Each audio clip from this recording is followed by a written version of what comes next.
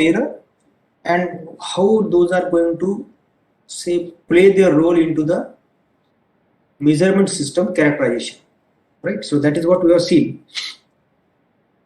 So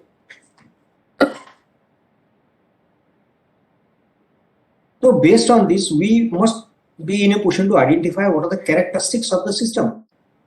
Slowly we are trying to approach the different say properties of the measurement devices, measurement system that we are going to make for knowing the entities that are required in the mechanical engineering, right? So the static characteristics requires to be made known, based on which only we'll be able to say that the instrument or the measurement system that we are going to devise is going to have a very required faithful representing the input to the system, and that is what is required. Say for example, exactly some entity, let us say a temperature, pressure, or some entity is there at the input. We want to have a very close input being reflected as an output of the instrument or output of the measurement system. We want to have very close measurement. If somebody is saying that instrument, hypothetical instrument is there, which is going to indicate whatever is there as an input, exactly same is replicated in the display panel of your measurement system, that is the most ideal situation that we want. And for this, achieving this, we are trying to achieve this, we are trying to move more and more closer to this, right? So to do this, we must be aware of having, say, quantification of the different characteristics that are the static characteristics. Let us try to understand what are the different static characteristics, right? So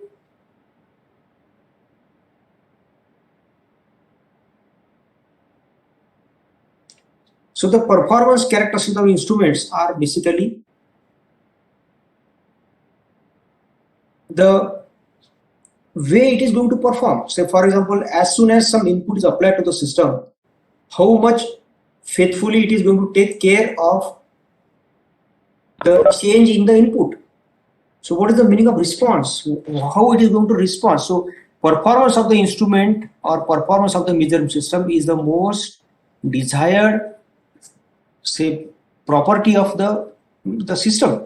So the first one is the response. Say for example, the temperature of a given system is something, say at the room temperature. Let us say I have measured that and it's altogether is, say, quantified as 25 degrees Celsius at room temperature. Now as soon as there is some system, some process happening into the system, close boundary, and say because of which some heat is generated and it is going to, say, emit some kind of heat, the thermal content gradient is increased, and say because of which there is little change. Say if I am going to measure that in a very true sense, let us say it is a 0.5 degrees Celsius. How this 0.5 degrees Celsius, that is the input. Say I think this is the last one that I am going to let in. Onwards I will not allow anybody to enter into the class. So how that is reflected into the, how that is taken care by the measurement, say primary sensing element, then how that is processed further by the different functional element, by the variable conversion unit, the variable manipulation unit, the display unit, and so on, so that it is reflected some way, maybe equal to 0.5 or maybe equal to 0.45 or something like that, a little increment. So that is how it is going to respond. So response of the instrument for a given input. So there is some change in the temperature. Say for example, gradient has increased by this entity. How much that is reflected in the output? So we must know the response. So purpose of the instrument has got a very first characteristic called as a response of the system. Then response of the instrument for same input at different time. Let us say now I am making this experiment or some process measurement today at say 10:06 a.m. So if that is to be conducted again, it's in the after some time, after 1 hour or 2 hours or so. So then what will be the response? So for the same input at different times. and different circumstances. Say, for example, now it is in the conducted again in the afternoon, again in the evening, again tomorrow morning, and so on. So we must know the response of the system. We must be very assured about how it is going to respond at different times and different circumstances or different places, or even by changing the operator, how it is going to show the output.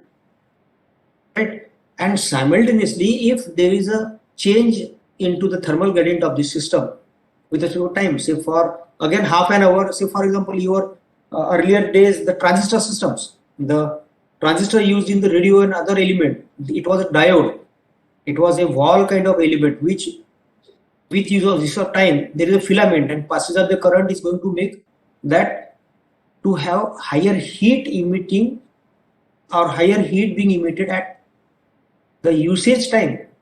Say at the beginning it will be at room temperature, after half an hour of use it will be at some elevated temperature, say at the 1 or 2 degrees Celsius higher than that.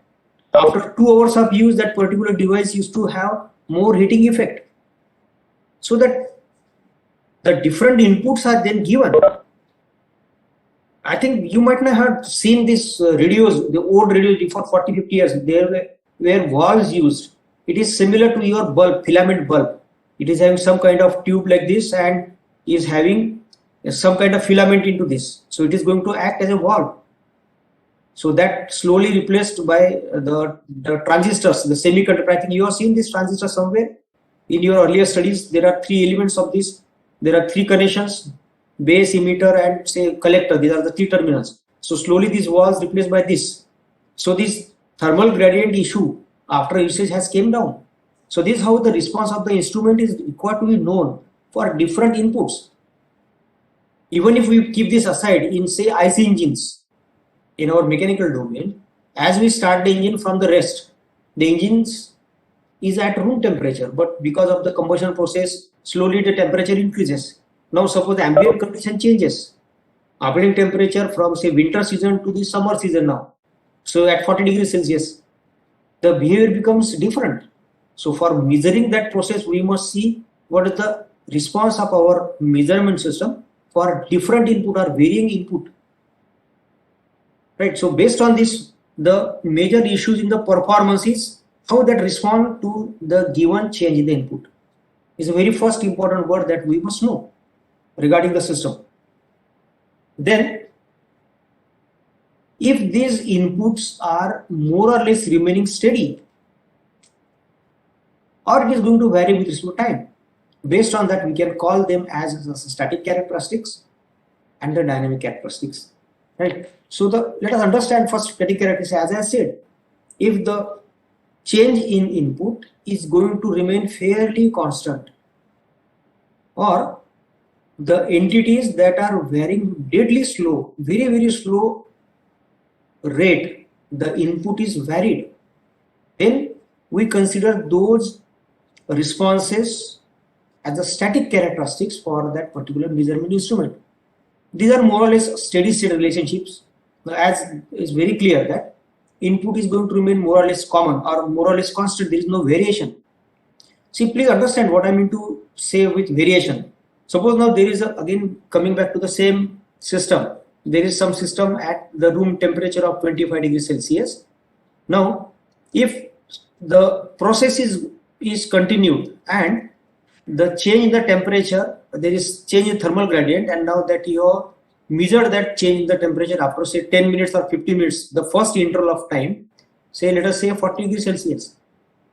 Now this input remains more or less constant. A steady state is achieved, so that for another long duration, if as there is no change in the input, this is going to remain in the same state. Again some process has say occurred and further interaction is going to happen between the different parameters. After some point of time, that is going to raise, say slowly, and then it is measured by an instrument, maybe correctly or maybe wrongly. We are not talking about it. We are just knowing the status.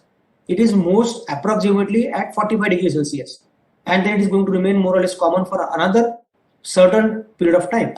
So what is observed, that it is going to be the static value. Say for example, at 0 time, it is going to have say 25 degrees Celsius. At 15 minutes, it is going to have certainly range of 40. Another 10-20 minutes after the process is proceeded further, it is going to take some new value. There is no variation. Say for example, 10 after 10 minutes is not going to fluctuate from say 37 to 45, 37 to 42. It is not going to happen. So the steady state characteristics or steady state relationship is there, lies between the different parameters under measurement, right? So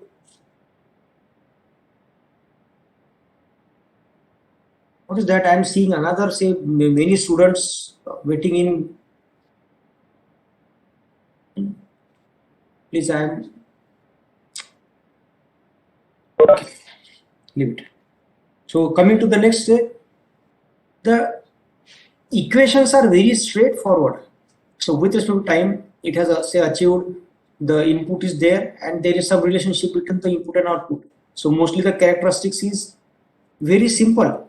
Say if I call this as input and output on the two different axes, I can have a very clear understanding how the instrument is going to behave, or the response of the system is very clearly known. It is more or less proportional, and then it becomes very simple for analysis of the system under different conditions. Right? So these are the static characteristics. The static performance characteristics are obtained by calibration. That is what is very simple method. We apply some standard input.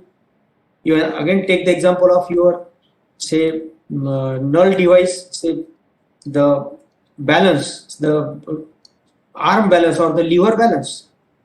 What we do here, we insert the weight, known mass 1 kg, and then we see by putting it here the unknown value when it is achieving the balance, we have said that we have got a proper measurement. So the method of calibration, you can again go to the another null device that you have studied, that is dead weight pressure tester. Into dead weight pressure tester, there is some weight you are going to achieve the balance, and you are going to quantify that yes, the given entity is equivalent to pressure of 1 bar, 2 bar, the given entity, like that. So it's very simple to achieve the control. So the response of the system can be assured by the process of static calibration. Let me any difficulty in understanding what is the meaning of the static characteristics. So I have this very simple to understand, right? So in the static calibration, we apply this for finding the response of all the static characteristics of the instrument. Let us understand what are those characteristics now. Whereas the dynamic characteristics is one which is occurring in the instrument when the varying quantities are applied, or when the system itself has got varying quantities with respect to time.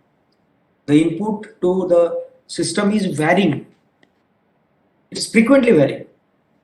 Then the dynamic relationship between the input and output is studied here. Now when such kind of input is there, say it is fluctuating, let us say, it is having rapid variation, it is varying rapidly, say the measurement of temperature of a water which is supposed to be boiled out at the given temperature, we know roughly that at the boiling point the temperature is around 100 degrees Celsius. So if we start heating the water to achieve the boiling or getting the steam out of it, so you can find as soon as you start applying the heat, it starts raising, and then it is having continuous change in the input per given time. So such kind of characteristics of the measurement instrument will be studied when we are going to have relationship between the varying input and the response given by the system. That is studied, and definitely it is going to involve some kind of differential equations. Static characteristics include the dynamic characteristics, the dynamic performance. Definitely we must know the static characteristics first, because it is going to have some influence on the dynamic characteristics. So the differential equation becomes non-linear and complex. This is very obvious. It is going to become non-linear. So in the static characteristics, most generalized behavior of the system is with this kind of relationship, whereas in case of the dynamic characteristics, it is something going to vary.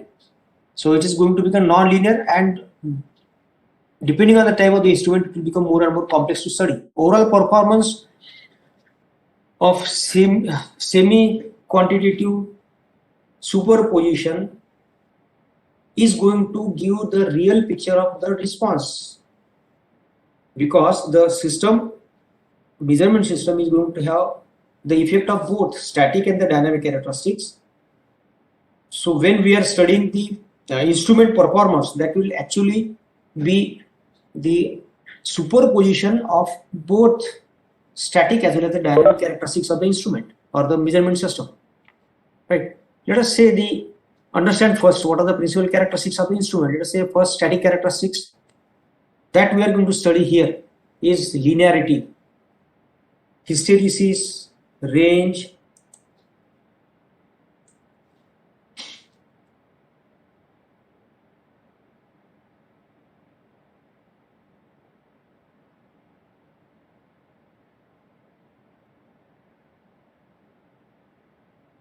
so these are the various, for the namesake, we are going to understand linearity, hysteresis, resolution, drift, threshold, error, repeatability, reproducibility, range, span, sensitivity, deadband, backlash, accuracy, reliability, and sensitivity. There can be few more, right? So that will come in the study further.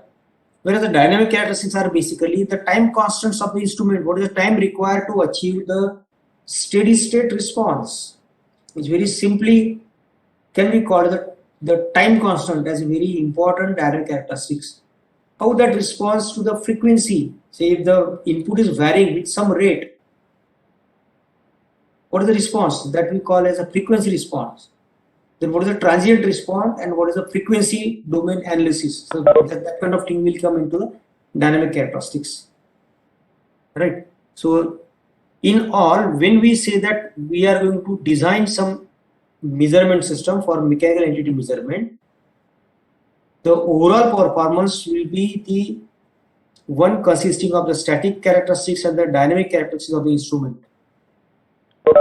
And now you can understand it's very, very complex to know the performance of the system, but still we come across some assurance of having the faithful representation of the input signals to the output. Any doubt to this point? Anything that you have understood?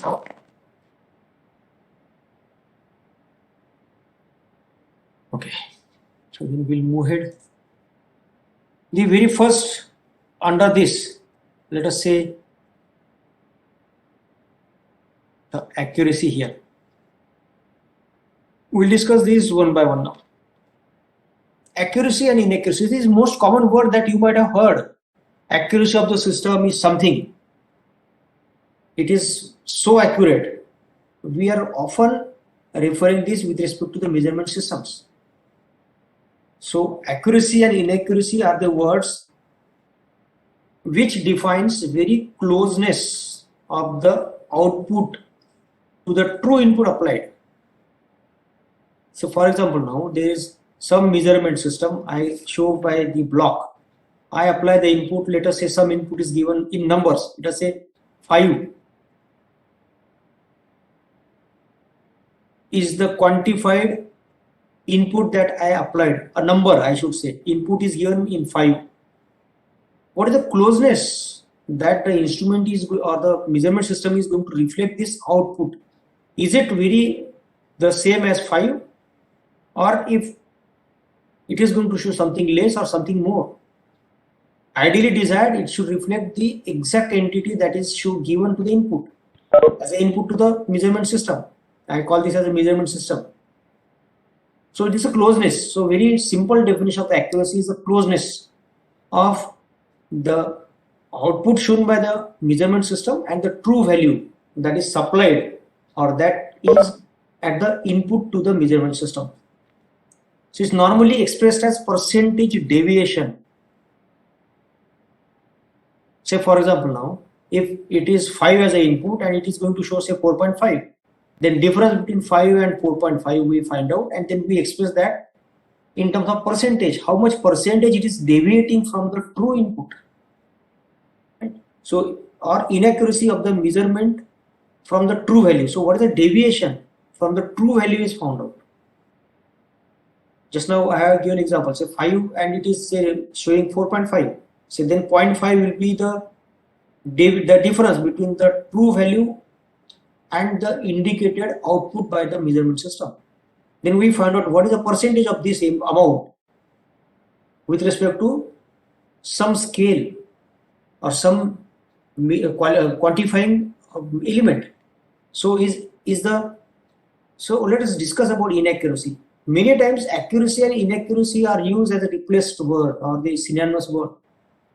Many times we say that the accuracy of the instrument is 95%, is very simple, or we say 0.5 is the inaccuracy. Inaccuracy of the instrument is 0.5.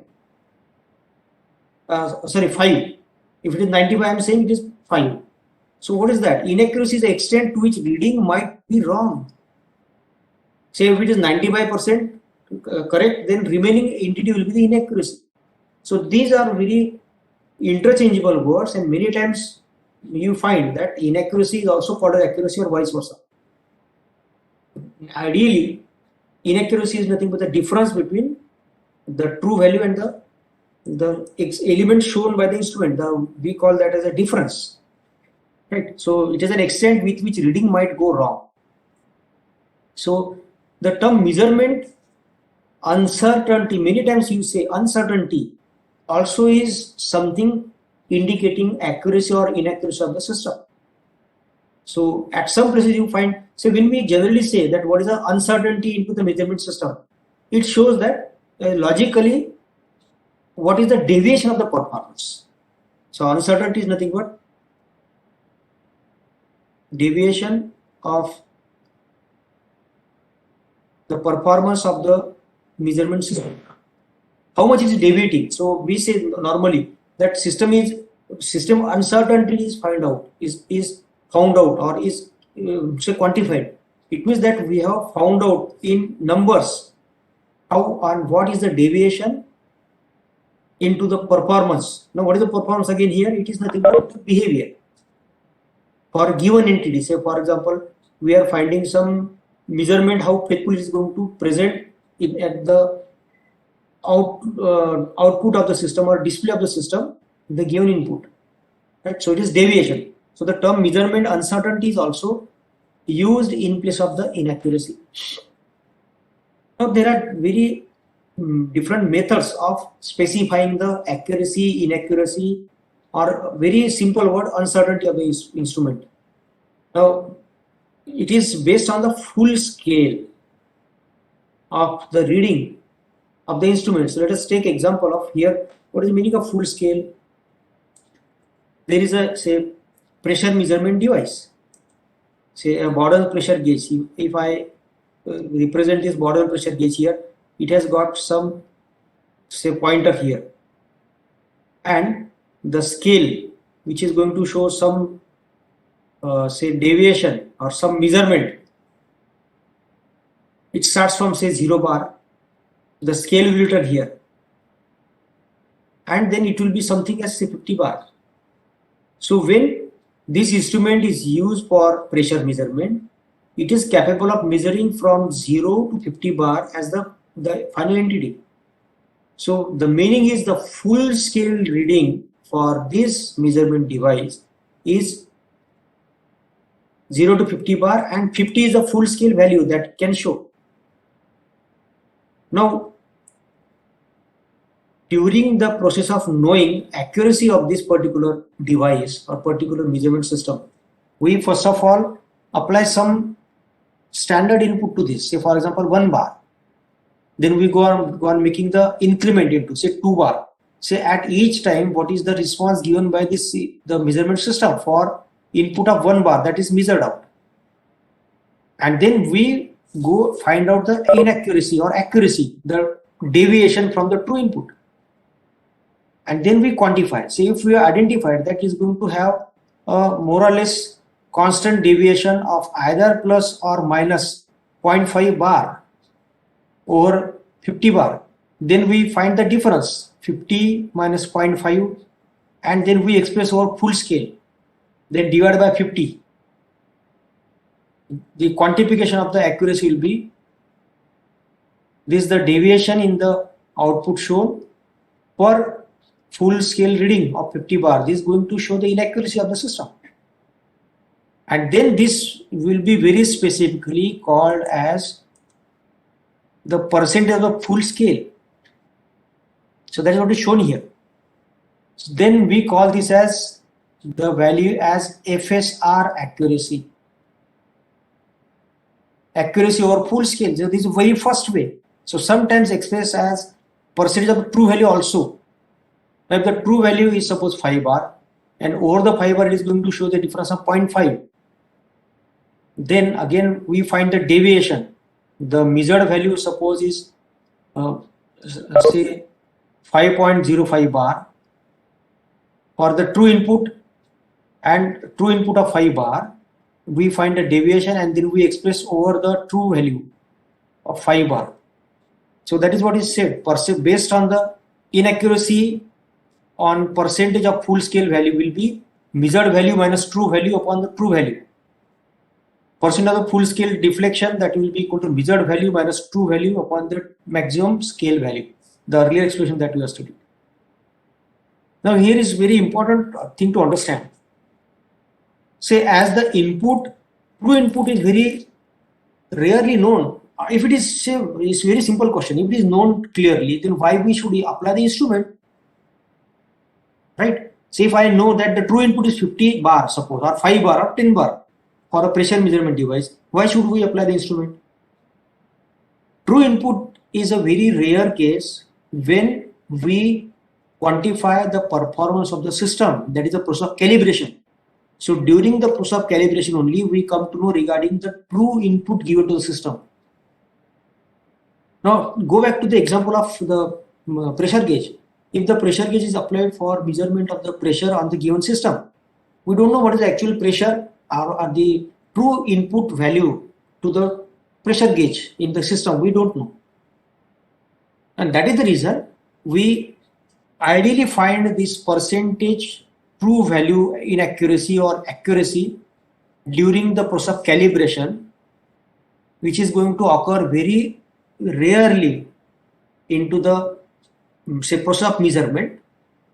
Except calibration, we very rarely come across this situation where the true input is known.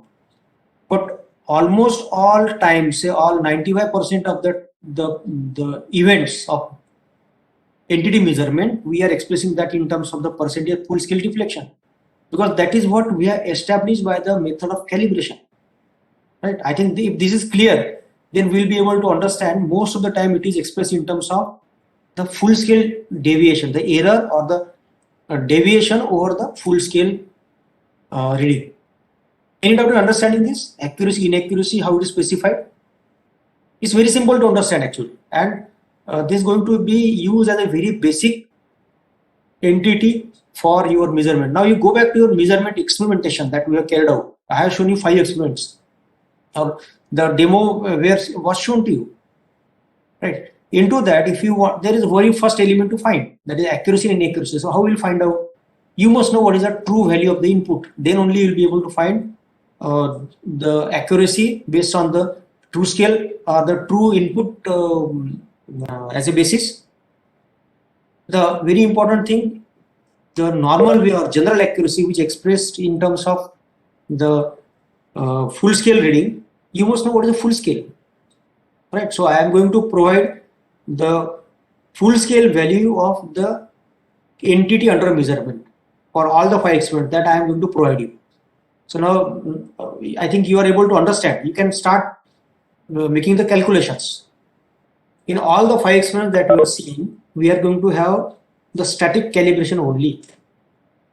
There were some experiments with us which was having dynamic calibration also, but now by some reason we have removed those, and from last so many years now we are not able to go for that kind of experimentation.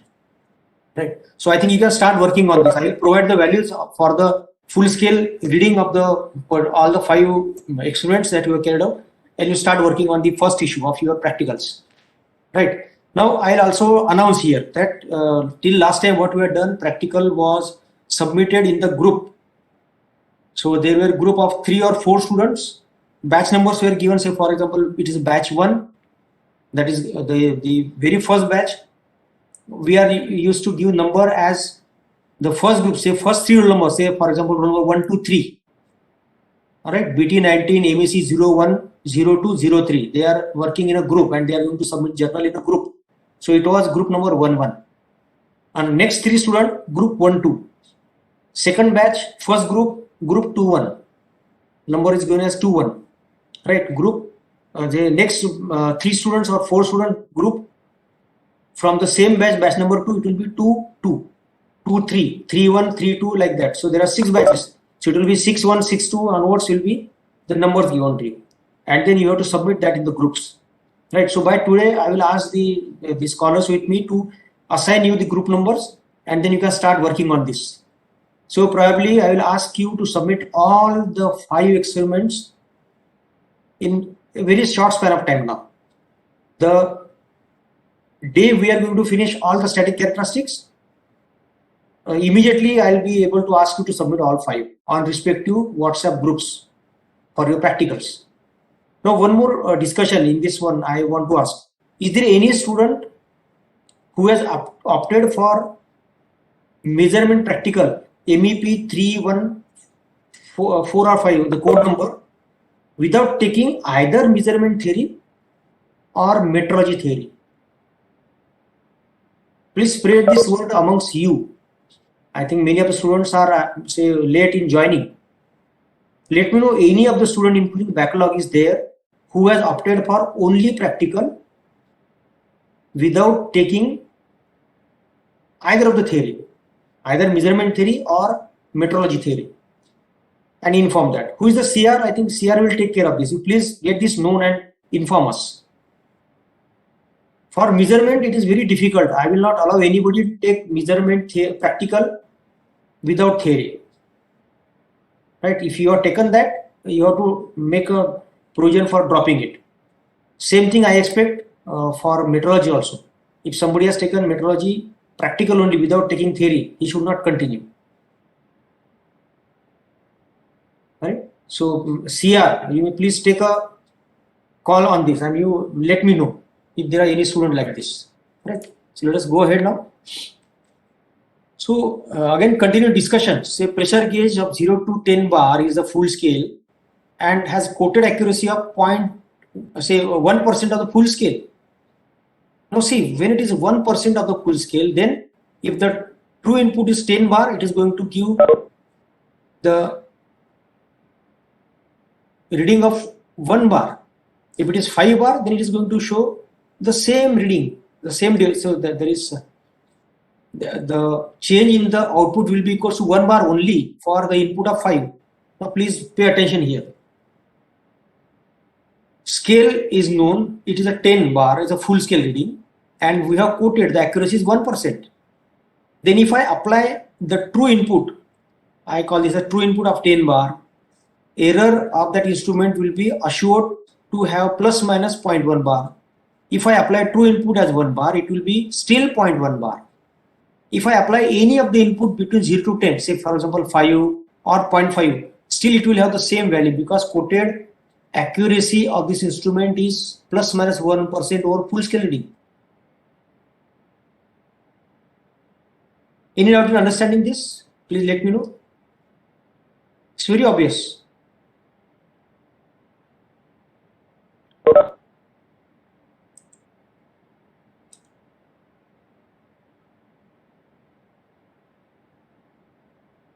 I'm expecting some doubt here. Okay, we'll move ahead then. Whereas, if we specify the accuracy in terms of the percentage of the true value, the same scale, same instrument, same measurement device has got 10 bar as a full scale reading, the pressure gauge. Again, coming to this, it is having say 0 to 10 on the maximum scale, 10 bar, and now somebody has specified that quoted inaccuracy or quoted accuracy as plus minus 1% of the true value. Then see what is the difference. For 10 bar, it is going to show the same error or the same accuracy of 0.1 bar. It is same as this one. Say I call this as A. Response of the system will be same if it is the full scale value given as an input, say 10 bar. For 10 bar, it is going to show the deviation or inaccuracy of plus minus 0.1 bar. But now if I apply the input of 1 bar,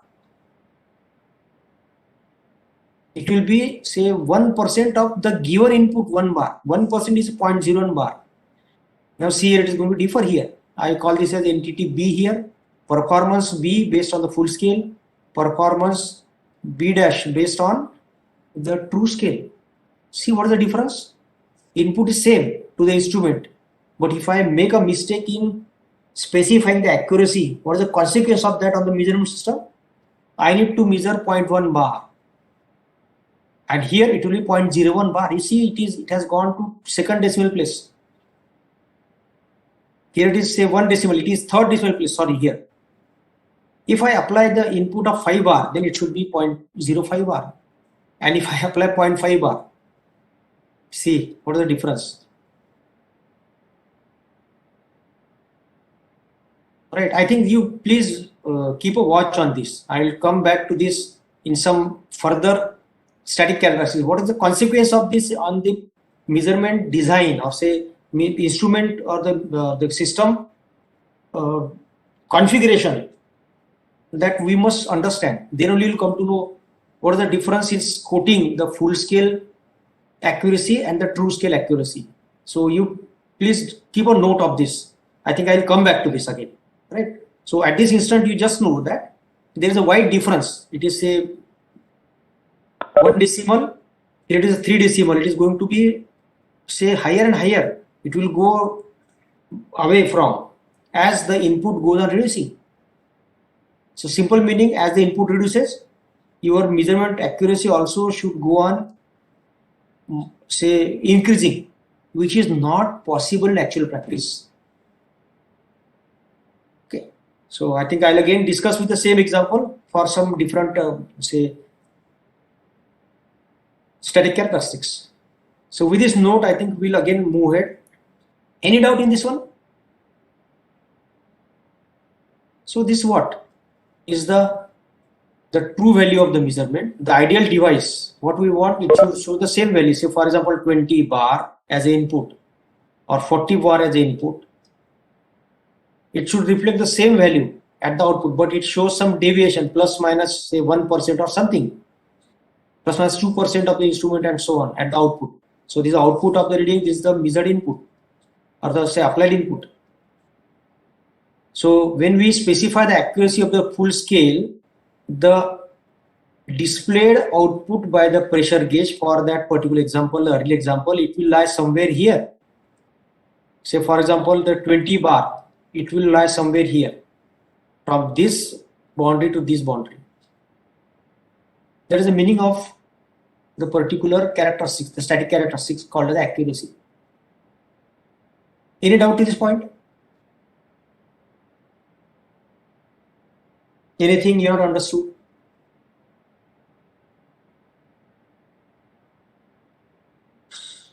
Right.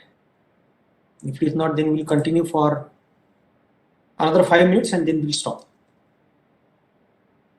What is the true value now? It's very impossible to know. True value input is something that is very impossible to know. And it is not at all possible to know what is the true value you are given. So it's very, philosophically we should say that truth is always unknowable. It's very obvious that we have got different viewpoint to see. Philosophically I am telling about. Say logic point of view. Say there is an elephant. There is one simple say story. An elephant, if it is asked to the different persons that what is the definition of elephant from their respective point of view, and for this they have given say some we say apply some kind of we shade their eyes. We do not allow them to see what it is, and we only allow them to give their views by touching the particular say animal. Say somebody touches the say rear say the legs, somebody touches trunk and so on, and then they define. See, this is very important from the measurement point of view. Say the definition given by one person that it is something long and having like a trunk. Who has touched the trunk? He will come to know that it's very long and say flexible and having variation in the say diameter. If it is say, knowing something technically about diameter and so on. Is he wrong? He's not wrong. Let us see the definition by the other person. Somebody he also tell you the person who has say, taken the left front say leg and right front leg. Let us say everybody is correct. Somebody has touched his say tail. Everybody is correct, but they are not knowing the truth. That is what is happening in our measurement system. We do not know what is the true value. Say the system will have different properties under measurement, but it's very impossible to know, and thus it is very important task of the particular person, the engineer we should say, to have a very close proximity to the true input given to the system. Right? So I have quoted this story just to know that the importance of the truth for system say monitoring or controlling the process and so on is very important. We must know to the possible most accuracy what is a true input supplied, but unfortunately which is very unknown and which is not possible by any means to know. Whatever measurement system you devise, whatever measurement system you say design, you will not be able to know what is the truth as far as the input entity is concerned, right? So to measure the length of the cylinder, let us take an example. Measurement of the length of cylinder. So this is cylinder now, a black cylinder of some material. How we carry out measurement? Say I have got one element with me. Say for example, this is a caliper, vernier caliper I have. Now say the measurement process, what I am going to do, I will have this caliper and then I will put it here. So let us say diameter now, this one. Say I think you are able to see this one. The faces, now if I call this the small element, now I want to measure the length of this one. Now what are the questions in front of me? For having a perfect measurement, I should take assurance. I should have guarantee that the faces are plane. Is it not taper? Is it only plane? Say if I show that graphically here, the bar of which length is to be measured. Now, what is the chance that these faces are not plane? In actual practice, it can be something like this.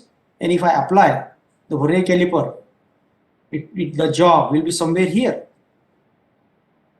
Jaw 1 and jaw 2. So that is going to touch here. Now, if not, what is the type of surface? It is plane or curve, even if it has some irregularness here. You know, all the faces parallel. These are parallel now because these two lines can be called parallel. Even these two lines can be called as parallel. But do they say give the necessary condition for measurement of the length? What is the roughness on the surface? How much even? If there are large deviations, say take example of your saw. Saw is having some teeth made on it. So is it the true measurement of the depth? No, it will not. So these are various parameters that is going to affect the very simplest measurement that we have carried out from so many long time. So the basic example that we have given is it's very difficult to have the trace of what is the true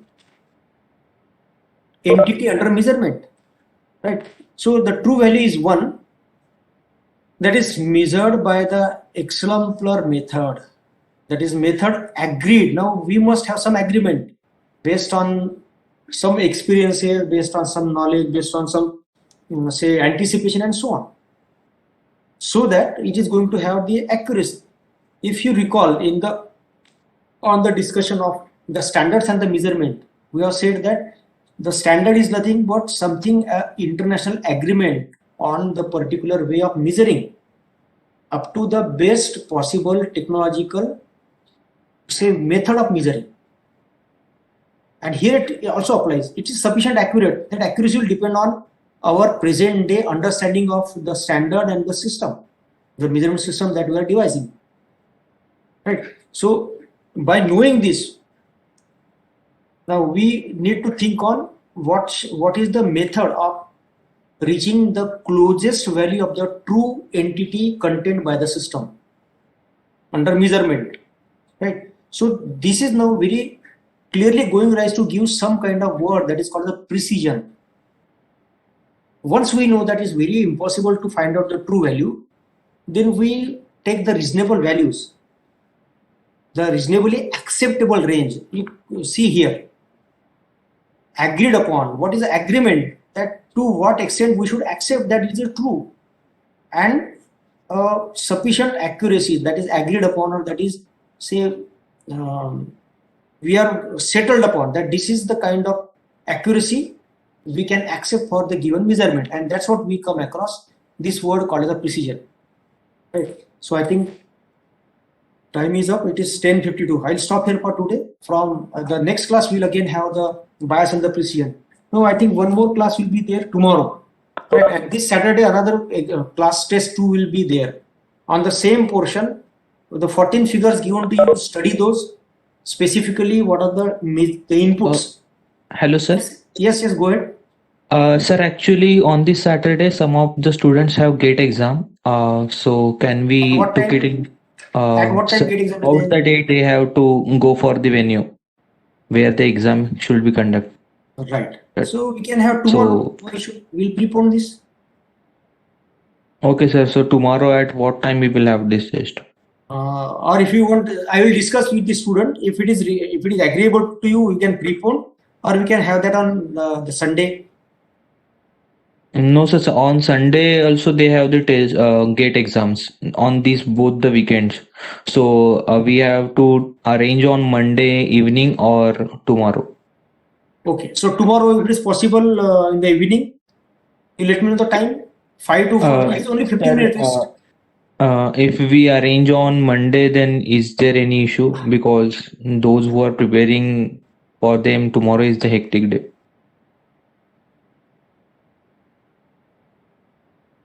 Right. I will take this question into account and I will reply accordingly. Right. Okay, sir. So okay, I will sir. inform your CR regarding the instruction and the day of examination. Right. Okay, sir. Right. Okay. Right. I have given the announcement for the practical submissions. That is the probable date of submission mostly in the next week, because this week and one or two lectures in the next week will be required for finishing this portion of the static characteristics. So soon discussion of the static characteristics is there. You will be able to submit up. Okay. So I will announce by today the group numbers to you. Batch 1, group number say 1 to group 112, group 11 to group 17 or 16, whatever is possible. Like that, I will assign the group numbers, and we'll have discussion regarding the date and possible time for your class test 2. Sorry, right? I will discuss that with your CR and let you know. Okay, so I think we'll stop here for today. Thank you for joining.